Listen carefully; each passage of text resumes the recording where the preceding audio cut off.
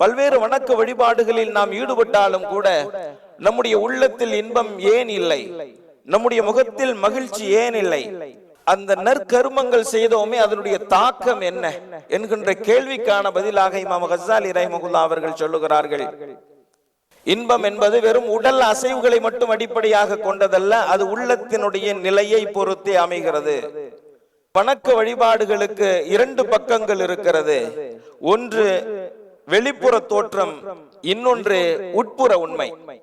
நிற்பது, ருக்கு செய்வது, சுஜூது செய்வது, இதுவெல்லாம் வெளிப்புற தோற்றம்.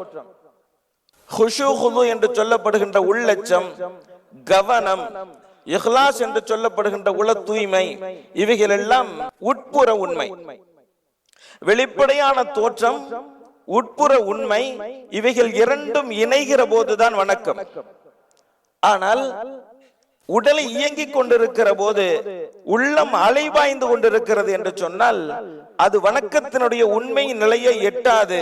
அப்படிப்பட்ட வணக்கம் அவருக்கு பாரமாக இருக்குமே தவிர அது இன்பத்தை தராது. ஏன் உள்ளம் அமைதி இழக்கிறது, ஏன் இதயம் இன்பத்தை இழக்கிறது என்று சொன்னால் அதற்கு இமாம் கஸ்ஸாலி ரஹிமஹுல்லாஹ் அவர்கள் 3 காரணத்தை சொல்லுகிறார்கள். முதலாவது, உடல் அசைவுகளை மட்டுமே வணக்கம் என்று நினைத்து அதிலேயே பழக்கப்பட்டு போவது. ஆனால் உள்ளம் இறைவனை அறிவதற்காகவே இருக்கிறது.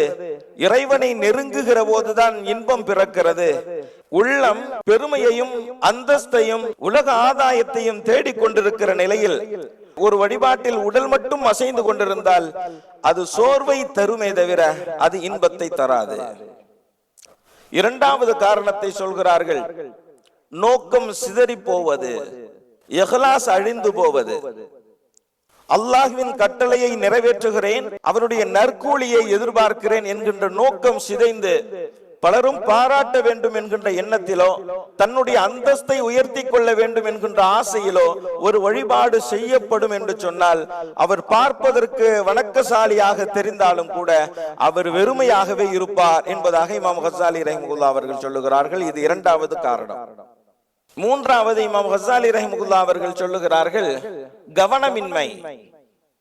உடல் அல்லாஹ்விற்கு முன்னால் இருக்கிறது, ருக்கு செய்கிறது, சுஜூது செய்கிறது, ஆனால் உள்ளம் உலக ஆசைகளின் பக்கம் சுற்றி கொண்டிருக்கிறது, குடும்பத்தில் இருக்கிறது, கொடுக்கல் வாங்கலில் இருக்கிறது. 2 எஜமானர்களுக்கு ஒருவர் சேவை செய்ய முடியாதல்லவா?